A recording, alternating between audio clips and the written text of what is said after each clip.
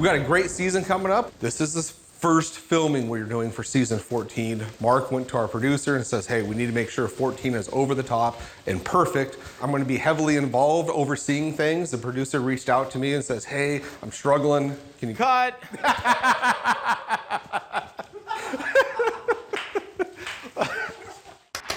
They're coming to get you, Barbara.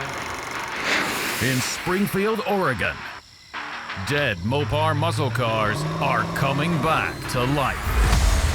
Restored by Mopar master Mark Warman. Joined by his out-of-this-world cousin Dougie. Oh, hi, Mark. His apprentice and daughter, Alyssa. Whoa, stop. And his childhood best friend, Royal. Mark hates everybody. His protege painter, Will Scott. You got one job. This is Graveyard Carz. We've done a lot of seasons at Graveyard Carz, meet, but I gotta tell you, I'm most excited in recent years over this one. My buddy Royal's back, and there's so much fun stuff for everybody. You're gonna really enjoy this season. Feels great to be back. I love being around these cars. They're fun to work on. You know, I get a kick out of working with Mark. He gets pretty animated during the process. It's always fun to watch, interact with him. You know, being friends for so long, we've been working on cars since we met. I'm excited for season 14 because it's a whole different way of doing things. We've got a great group of guys, you know, from our producer down to our audio guy. So it's kind of like a breath of fresh air when you have new people come in to take over new roles. So I'm really excited to sit back and see how this season comes out. It's gonna get really crazy. My dad's gotten older, not wiser, crazier. Will's had another baby, so he's a grumpy old man. And we have some really cool cars. I'm excited for all the cars, you know, all the cars we get to work on. All the colors, pretty colors. The cars, I mean, if you just take one quick look through that shop, the cars are absolutely amazing that you're gonna get to see.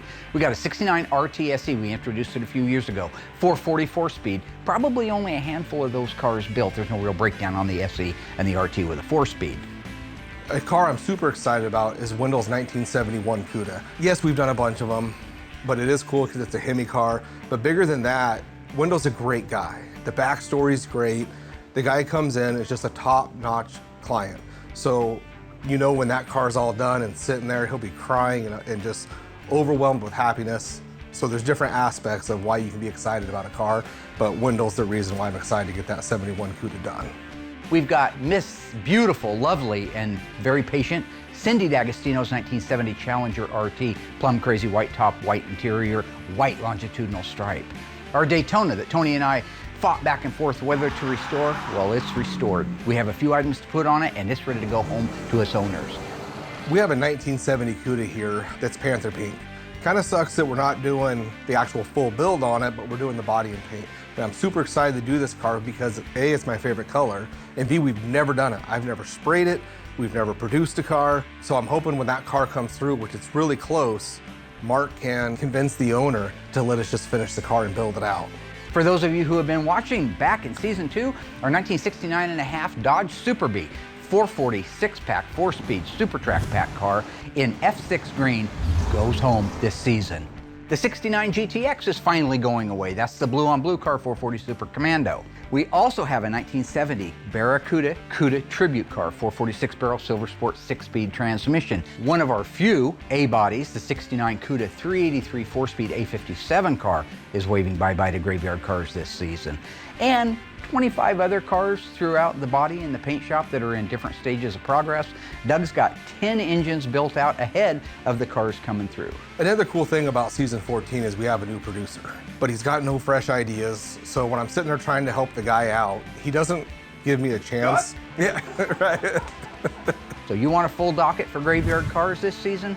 Just stay tuned. We got it, I guarantee it. Since the last time you saw us, we've even grown bigger. Graveyard Carz has really taken off. The lot is full of cars. We have, I think, over 50 cars that are completely disassembled right now, waiting to go through the shop, plus the 20 cars that are in progress at the same time. Now, what that equates to is space. When we moved in here, we had 18,000 square feet, give or take, and 3.5 acres. It's full. So now that we're disassembling all these cars and trying to get ahead of the curve so we can have the new parts ready to go on the cars when they come through the shop, we have to find space for them. So what I've invested in is these little 8-foot by 7-foot storage units, so I can put one car in one storage unit. I'm able to go 3 high with them. So I just took advantage of 20 feet in the air that I wouldn't normally. The body shop is full of cars in all different stages. You go from one end of that thing to the other, and you won't see that many good quality collectible Mopars anywhere else in the world in those stages. We want to continue to grow and get bigger and faster, and to do it, we have to be organized. That's what you see at Graveyard Carz, and that's what you've missed since we've been gone. Hey, some things never change. Will said you were in here writing checks. Chromium dioxide. I'm really excited because my friend Royal's back. I haven't been this excited about working on Graveyard Carz in years, pretty much since he left. I was just telling everybody how we met. First time I met Mark was in junior high. I think we had a health class together. We met in junior high, Never remember? went to junior high together. Yeah, we did. No, we didn't. You get a little bit older, memories can get a little bit sketchy. I met you on the paper route that I got from Harding, right? I just wanted to get rid of my paper route so I could get another better paying job. I asked him, I said, well, don't you need some cash, some burners? And he goes, no, man, I need my space. How do you need space? I did not find a better paying job. My job after a paper route was at 7-Eleven putting groceries away. It's one paper route. It takes you an hour in the morning. I usually ended up eating my wages in red licorice, though. Yeah, but we went to junior high together because that's where we met, and then PE class, I believe it was. But the idea that Royals concocted that somehow we met in junior high and then just magically I get a phone call from the Eugene Register Guard and I meet Royal, and in my brain it's for the first time. Not delusional. What? You told yourself you weren't going to go down that road. He's your friend. You should listen to and yourself. He's back, and I'm going to listen to myself. I'm not crazy. I went to 7th and 8th grade at St. Alice. Good school. Then I went to Springfield Junior High, where I was picked on and tortured because of the tumor in my foot. Royal? Never went to junior high with Royal. Yearbook photo, Springfield Junior High, 1978. Where would you find something like that at? They didn't even have them. Oh.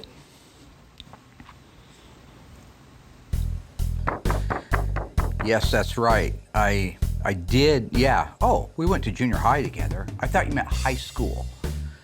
And how do I even know this isn't photoshopped anyway? Photoshop wasn't around in 1978, Mark.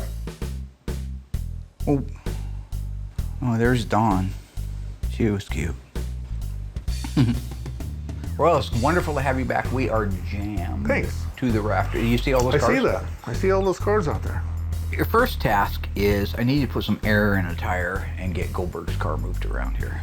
After Mark had lost his dad, he quit, he dropped out of school while his dad was sick, and then right after that ended up having a tumor on his foot, so he didn't come back to school for a few years. There was a time when I didn't trust Royals. He did end up going and finishing at the community college. Got his diploma, could have walked with our class, chose not to. Mark's not really a people person. What? Now you will go straight to hell if you start making up stories. I'll see you there. I would cut class in the 10th grade and go over and work on motorcycles at his house, and then, naturally progressed right into cars. The cars that really have kept us friends. I'm glad to be back. Can you get Goldberg's car inside for me? I could do that right away. I just need some help right now. I'm getting ready. I've got a phone call coming in. Yeah, hang on a second. Cameraman cracked up. It's the kind of jokes I do. Spontaneous. Chevy Chase shit. So anyway, yeah, all right. You're probably right about how we met, buddy. Probably. And I never took any PE classes with you, so. Yeah, you did. Probably some other good-looking guy you're thinking of.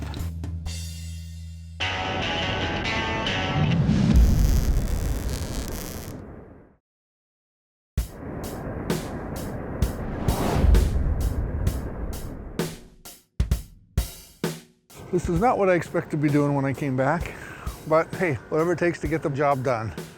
I am a good team player. I hope he remembers that. I hope he remembers that in my paycheck. Alyssa and I are getting ready to do an inspection on this 1970 Cuda 446-barrel 4-speed car. You recognize the car, right? Of course. Mr. Bill Goldberg's personal car that he sent to us a couple of years ago. Remember when it showed up? Mm-hmm. Yeah, a nice car. 9 years ago. Well, it's been about 2 years. Okay. Yeah. 446 barrel 4-speed. How many were built? 70 Cuda?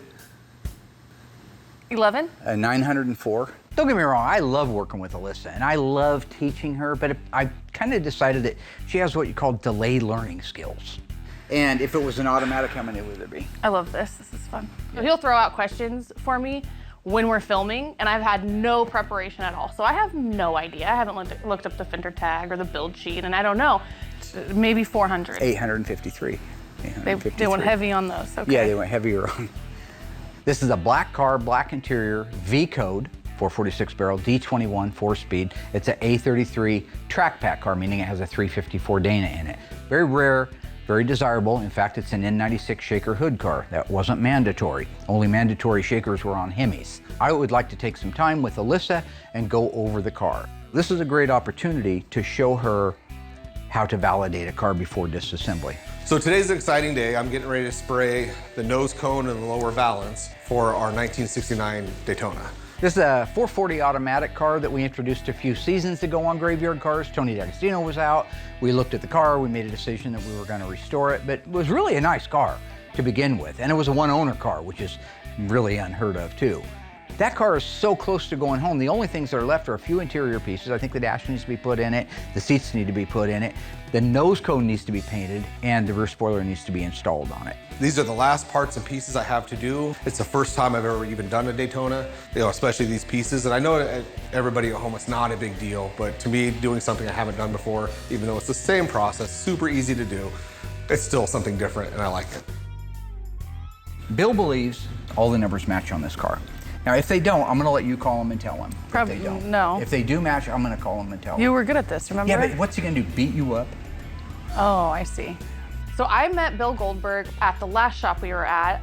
So he is a super nice guy. I'm still starstruck every single time I see him. It's just crazy, it's Bill Goldberg. I grew up watching him. Let's take a look at this. You are scared. I'm not scared. Okay. I don't wanna have to go to prison because I pulled a 187 on the World Wrestling Federation champion. Okay. Okay, you see the rust, right? Yeah, This has been going on for a long time. I saw signs when it first got here that it was delaminating. That's what you'd call this, delaminating.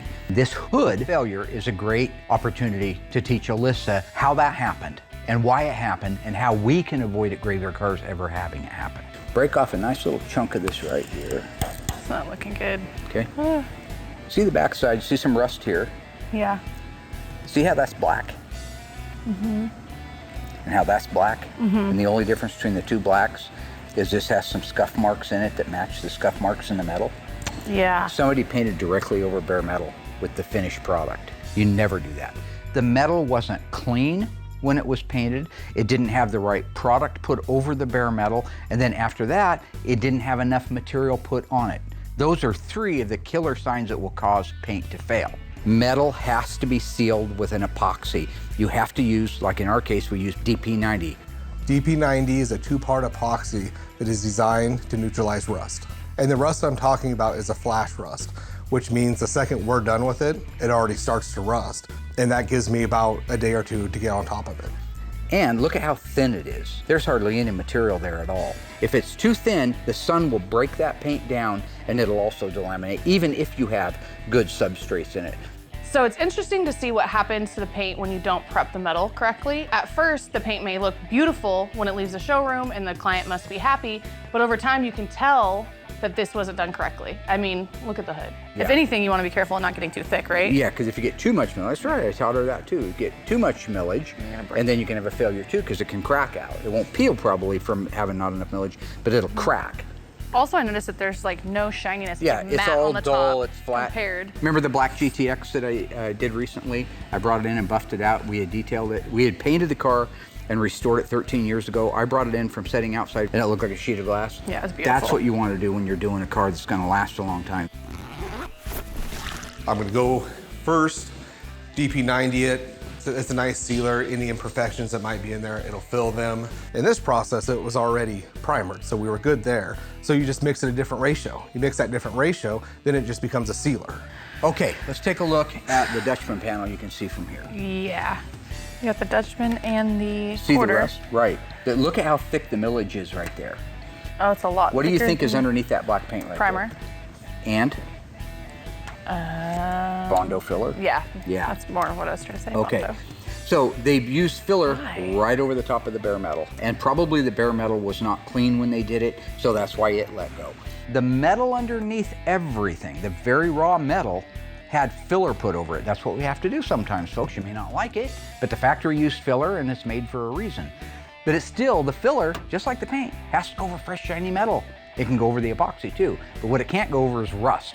Somebody did body work over rust. It started to rust, they moved it and smoothed it and made it all pretty, and then they went to their paint, and it probably looked great for 5 or 10 years, but it will fail. When you get metal clean, it comes back from the dipper, and you Scotch-Brite it, and you use a wax and grease on it, and it's shiny and beautiful, you gotta protect it that minute. You don't get to come back the next day. The minute bare metal is exposed, it starts to flash rust. And then at that point, I got about a day to get on top of it and spray it. And that's what's great about the DP90. So if you walk out there and you see bare metal sitting out there, you slug somebody right in the neck. Okay. Take out a collarbone. You ever had a collarbone busted? No. Yeah, me either. When you see Will working on something, when you see Will painting something, you know that that metal was cleaned. It was cleaned with the proper cleaners. That to avoid a millage failure from not having it thick enough, that they count the number of coats that they put on, they follow the manufacturer's recommendation for it.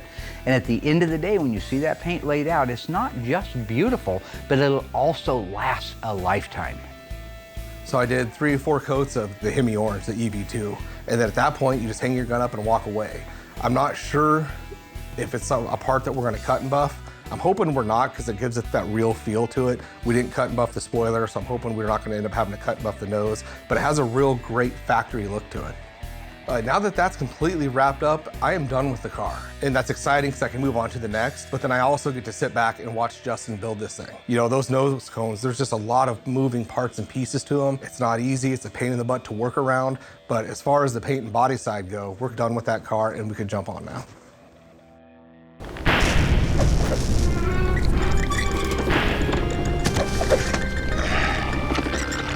In season 9, episode 11 of Graveyard Cars, we restored a 1970 Dodge Challenger in FF5 green.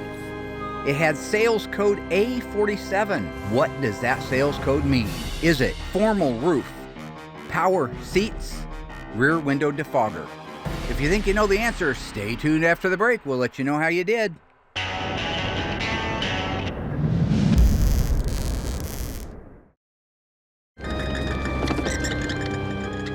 All right, welcome back, ghouls.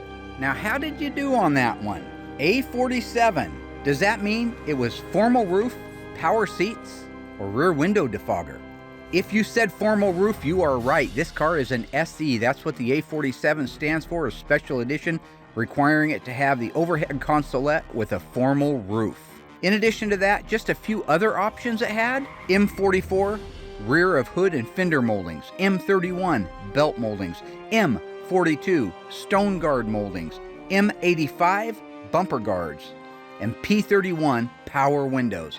To top it all off, the legendary wrestler, Mr. Bill Goldberg, helped us install the drivetrain in that bad boy. Thanks for watching Graveyard Cars Trivia.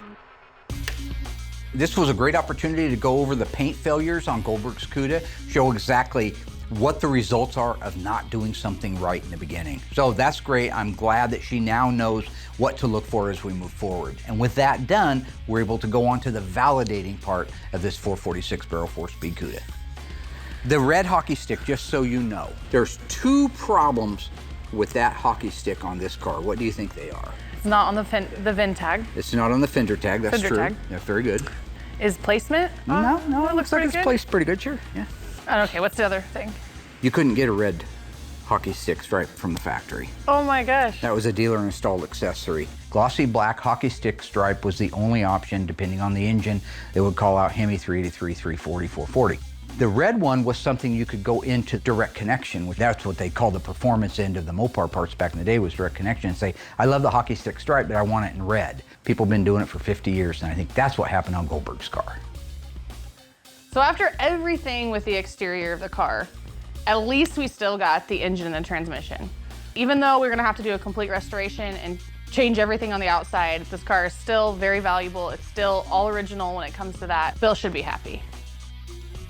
One of the cars that's been sitting around here for a long time is a 1968 Hemi Charger RT. This is a factory yellow car, black interior, 4-speed track pack, and all numbers matching. So we're finally getting around to disassembling it. Doug and Eli are gonna do the tear down on it. I just want to talk about the fact that this car is so pure.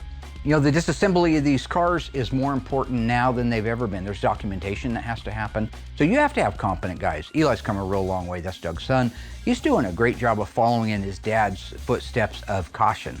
Caution is the name of the game around here. If you break an interior garnish molding that isn't reproduced, Tony's Mopar Parts doesn't make it, Classic Industries doesn't have it, nobody's got it, you're screwed. The downside to it is Doug has oddities, and the strangest little things on a car will catch him. Doug will pull a vacuum can out from underneath the battery, which is just a vacuum can that holds the reserve vacuum to let the headlight doors pop open, and he's mesmerized by it. I've walked past him and seen him sitting there staring at something for 5 minutes. I mean, caution's good, but how excited can you get over a vacuum can? I love him. Not that I don't love him, but something wrong, you know. That dog don't hunt. Protocol has changed a lot around here. Once a car like the 68 Charger gets disassembled, it used to be that we would take it apart, find a hole for it somewhere. We had 40-foot containers, stick everything in there, and then when it came time to restore the car, we'd pull the parts out. Now, to a degree, there is some of that still, especially major components. But for the most part, now that Eli is here and he's able to handle the reconditioning of the parts that go back on the car, the first thing we do after everything comes off the car, inventory it, then recondition the piece right now. Why not? You can do it today or you can do it tomorrow. So he'll do whatever blasting he has to do to it, treating, painting, plating, sublet. That allows us not to have to be at the mercy of that part when it comes time to put the car together. Once that's done, all those parts can go in the dedicated storage unit. They can go out back and get stacked up on top of each other. Like I said, 3 high if you have to. Organization, streamline, and get these cars in, get them torn apart, get them restored, and get the taillights out.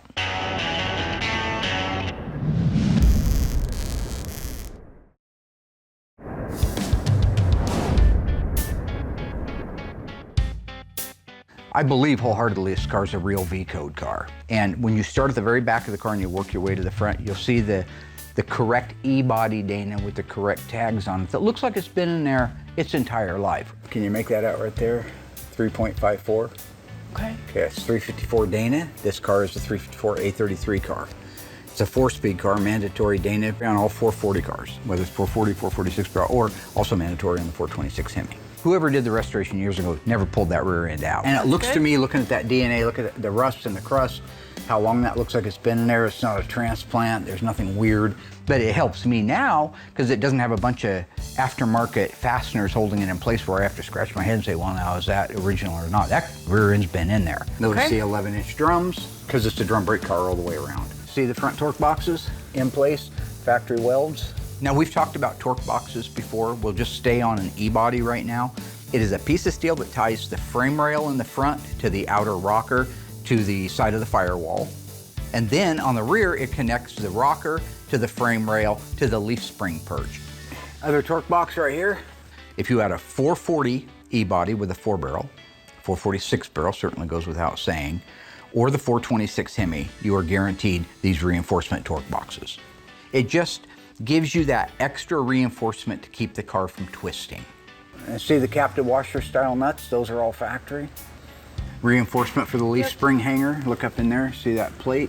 Oh, yeah. The leaf spring reinforcement plates are in place. Again, 6-packer Hemi only. Even a convertible wouldn't have that. This car has it, and they've been in there forever. Those are the DNA markers. You look at the bottom side of the car, it's original factory undercoating car. It's obvious that the undercoating is original. You work your way forward, that car is pure and clean. I believe the body started life as a real 446 barrel car, or at least a 440 car. The fact that I've got a fender tag and the original hump is in the floor and I know it's a 4-speed and the rest of the markers are there, that's what tells me this is a 446 barrel 4-speed 70 Cuda. Talk engine and transmission, I'll tell you one thing is that oil pan's not right. That's not the 7-quart deep pan. Okay. What? So, well, the engine's out of a 1969 Chrysler, a great big car. It's a CH43. Okay, it's not even an HP engine. It's a regular 350 horse. So that means... So that's not the original engine. Bill knows that, right? Not when I talk to him. Okay. Great. My question is, how the heck did we come this far, and are we just now finding out that this is not the correct engine? Now the thing is, the car's been here for almost 4 years, so if we were gonna find a numbers matching problem on a car, he probably would have liked to known about it 4 years ago, so we could have done something. So that's on us. Let's check the transmission. That's great. 8G. So that's the transmission's out of a 1968. It's got the dual bolt pattern extension housing, which is 71 to 74 B body and 70 to 74 E body. The E bodies, the 70 to 74 E bodies, and the 71 to 74 B bodies. In order for the transmission to have the location for the shifter to be next to the driver, it had to be moved back down that tail shaft. Prior to that, there was one mounting boss at the front of the extension housing. That would be for your B bodies and your A bodies.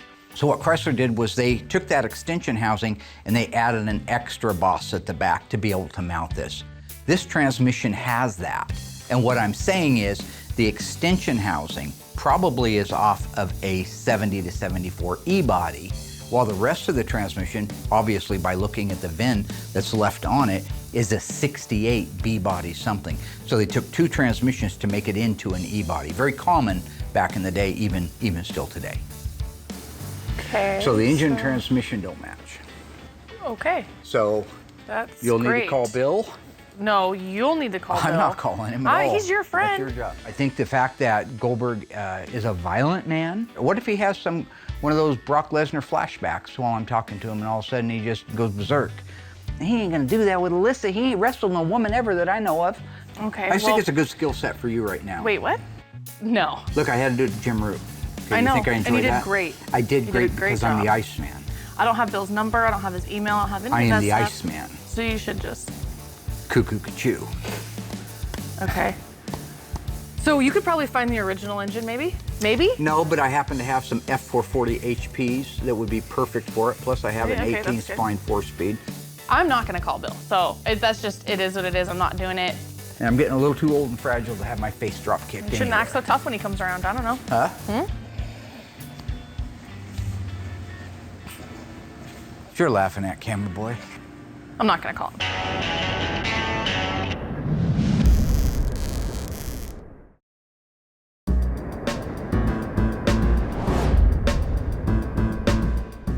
Hi, Doug. Royal, it's been a long time. Yeah, good to How have see you you. been?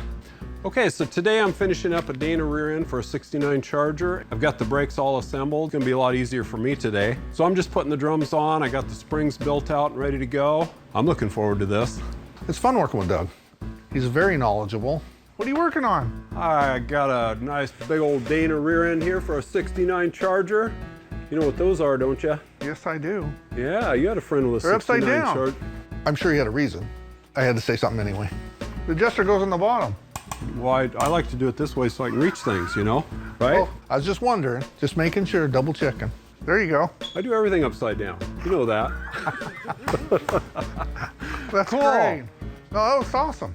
Yeah, there's no question that Royal is an excellent mechanic. You ever seen one of these things before? Oh gosh, not since the 80s. 80s? Doug, he was a good mechanic long before I was. The tool that Doug handed me was a tool for measuring the diameter of the inside of the drum, and then the other end you would bring the shoes out to fit that. I was measured twice, cut once. But when it comes to any kind of dynamism at all, there's something wrong. Or measure once and cuss twice. Here, give me that drum. Yes, sir. Absolutely. I'll do it the old-fashioned way. They try to be funny, and it's not funny. It's like watching paint dry. Yeah? I usually just turn them up, put the drum on, get a feel for it, turn them up some more until it fits. Sometimes my fingers are the right tool for the job.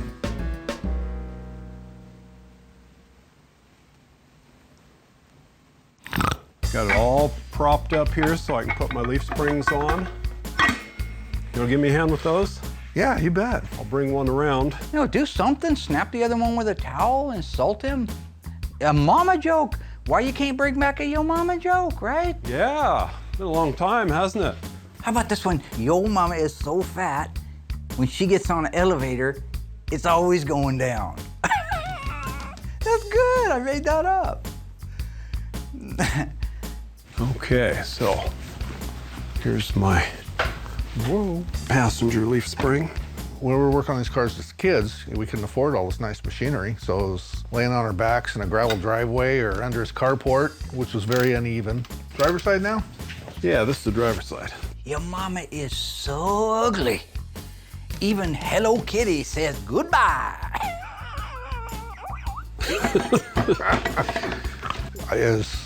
Gosh, it's just nice to work with clean stuff. Everything goes together good, you know, and more practice makes everything go easier also. I remember the old days when you and Mark were working down there at the other shop. It was entertaining, wasn't it? Working? Yeah. Working? Working? I just hung around for the entertainment. You don't like the yo mommy jokes? That's fine. Maybe that's insulting to some people. Go to the knock knock jokes, right? Yeah. I'll do one with you. Knock knock. Who's there? James Gum. James Gum. Or you could come in and check out my place. I've got the cards right back here.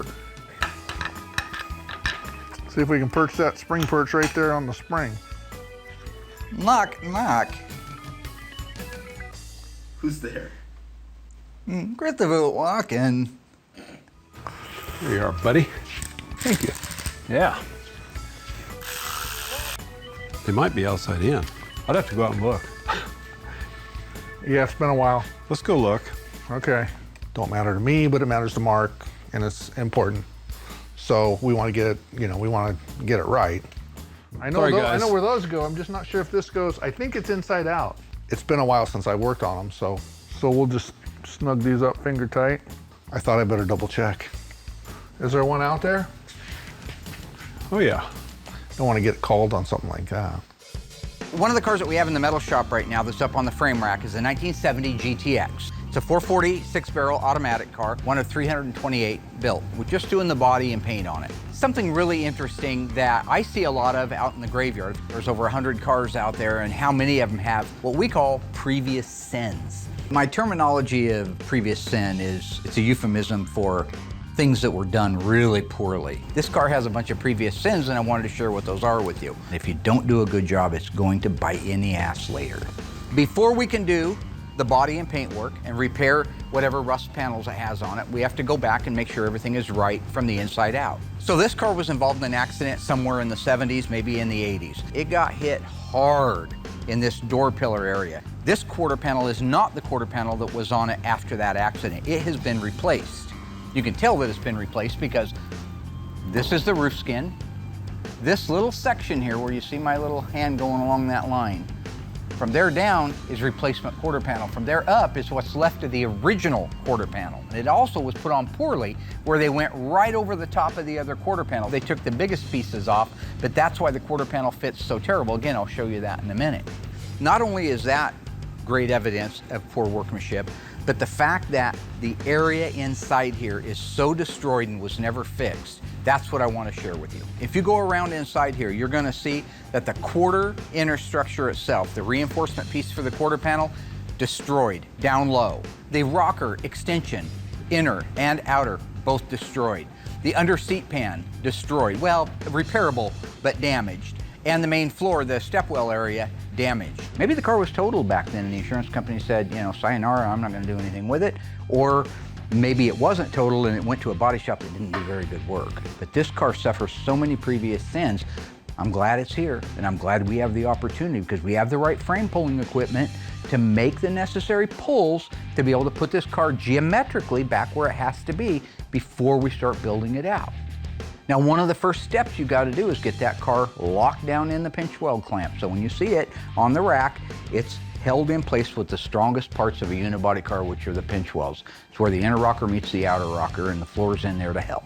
So I'm going to cut George loose to get the quarter panel off of here. We have to have it off so we can get access to the damaged area. After that, I'll bring everybody out and show you what it's like to make some pulls on the floors and inner rockers of a 1970 GTX.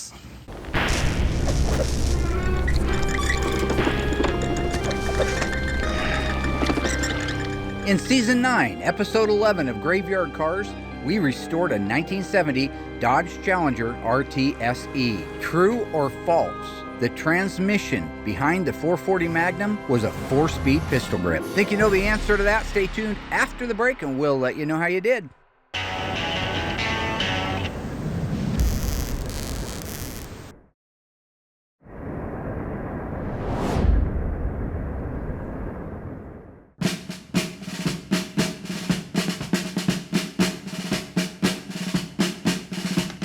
Defense calls Mopar Colonel Mark G. Warman.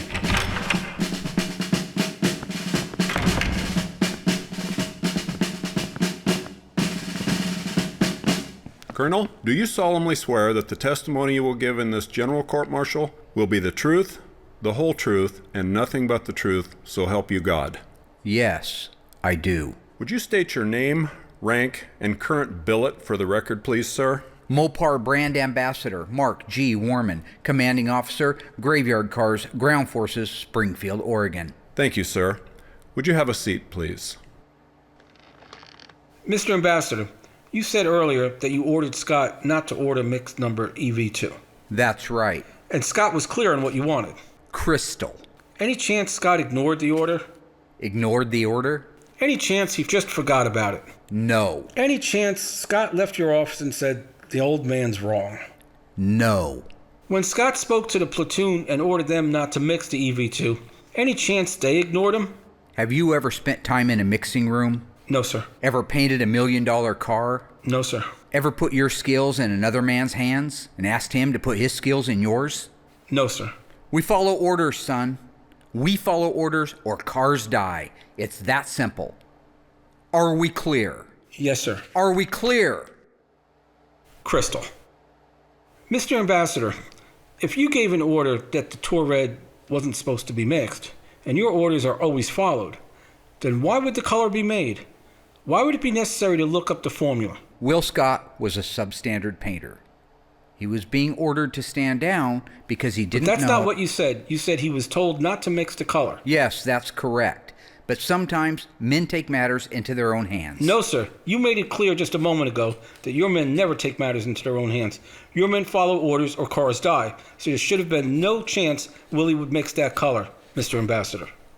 You snotty little bastard. If Scott told his men not to mix the paint, he shouldn't have been in any trouble at all. Scott ordered the Tour Red, didn't he? Because that's what you told him to do. And when it went bad, you cut these guys loose. You had the paint department sign a phony purchase order. You doctored the logbooks. You want answers? I think I'm entitled to them. Do you want answers? I want the truth. You can't handle the truth. Son, we live in a world that has colors. And those colors have to be mixed by men with paint guns. Who's gonna do it? You? You, Lieutenant Gambo? I have a greater responsibility than you can possibly fathom. You weep for Scott. You curse the industry. You have that luxury. You have the luxury of not knowing what I know. That Scott's court-martial, while tragic, probably saved time. And my existence, while grotesque and incomprehensible to you, saves time. You don't want the truth because deep down in places you don't talk about at parties, you want me in that booth. You need me in that booth. I use words like tint, hue, opacity. I use these words as a backbone to a life spent painting. You use them as a punchline. I have neither the time nor the inclination to explain myself to a man who rises and sleeps under the very spectrum of colors I provide and then questions the manner in which I provide it. I'd rather you just said thank you and went on your way. Otherwise, I suggest you pick up a paint gun and stand the post. Either way, I don't give a damn what you think you are entitled to. Did you order the Tour Red? I did the job you sent me to do. Did you order the Tour Red? You're damn right I did!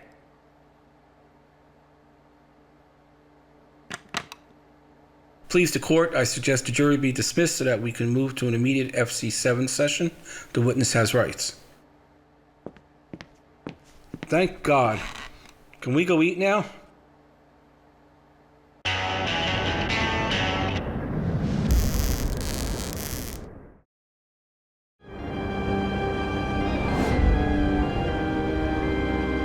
Okay guys, welcome back. How did you do on that one? Our 70 Challenger RT SE in FF5. Was it a 4-speed manual transmission? If you answered true, well, you're absolutely wrong. That car was an automatic transmission on the floor with the console, making the car one of only 733 built. But in addition to that, it had H51 air conditioning, N88 speed control, V5X body side moldings in black, J46 flip-top gas cap, N42 exhaust tips, and P31 power windows, just to name a few. Thanks for watching. So Doug and I went outside to look at the shackle bolts to see which way they went, whether they went from the outside in or the inside out. Now, at the end of the day, I like to have a little bit of fun. I like to tease everybody. I mean, definitely Royal and Doug are a little bit like watching grass grow. But when it comes to being technicians, they're the best. Okay, we're done. Rear end came out beautiful. It is now ready to install in that car, which is good because that's just another car that we've got to get the drivetrain in it so we can get over and have the headliner put in it, the vinyl top, so it can come back and we can put the car together. So good job, both those guys. So with everything going on in the shop right now, one of the things that we're doing out in the assembly shop is the cutting and buffing of these cars. There's no longer any room down in the paint shop. So Noah currently is working on the wet sand and buff of our 69 Charger Daytona. So we had the Daytona completely done, minus the cut and buff on the hood and the nose. They installed the hood to see how make sure we've had good fitment, good color match, all that stuff. I'm not going to cut and buff the nose until it's installed on the car, but we can't do that until we get the hood cut and buffed. That's why he was cut and buffing it on the car. It did solvent pop, and that's kind of a concern because that only happens for one of two reasons. Basically what happens is our polyurethane clears and our single stage concept paints, they have a lot of solids in them. As those solvents evaporate out of the paint, which is what they do, that's how it dries, it evaporates, it goes up in the air. If there isn't something pulling it off, they just drop right back down and they cause a little crater. I mean, I'm not trying to blame Will or throw him under the bus, but my guess is he might have gotten a little bit of a hurry or shut the booth off a little bit early. It can happen. Mark actually sprayed the hood and then shut the booth off too early. They are there and they are deep. I can't wet sand those out and buff it. At that particular point, you have to repaint the hood, and that's where we are on our Daytona. Some were deep, some weren't, so I gave the hood over to Noah. Try cutting and buff it, see if you can work it and see if it'll come out, because if it can, you don't have to repaint anything. So he worked on it for a little bit, no luck. At that point, you gotta take the hood, bring it back over to the paint shop, get it in the booth, sand it out, reshoot the whole thing, and then give it back to Noah to do the final cut and buff on it, put it on the car, then it's done. When it comes to solvent pop, you gotta have airflow. The second you lay it down, I mean, it's just releasing solvents for hours. And if you don't have airflow, it'll literally drop right back down into it, the solvent will, and it just looks like little pop marks all over the whole entire hood. And it's mainly on flat panels. You're not gonna get it on the side because when the gases come out, they just drop down or get pulled away. But on the flat panels, they drop right back onto the panel you were painting. So you gotta have the good airflow. Box fans if you're in a garage, nothing dramatic, just enough to get the air out of there. And if you do get it, sometimes it is minimal. You can cut and buff it out, but more often than not, you basically just sand it down and re-clear it. It seems like, you know, you can be done with the car and all your paint work's done, it looks great, but then you have the assembly side. But we won't mention any names. There's a ton of people on the assembly side. So right now we are on top of the world. It's just awesome to see the volume of cars that are moving through here. And I know in the past I've said that and you can jinx it. So the town's on fire? Didn't see that one coming. Didn't see that one coming. Armageddon.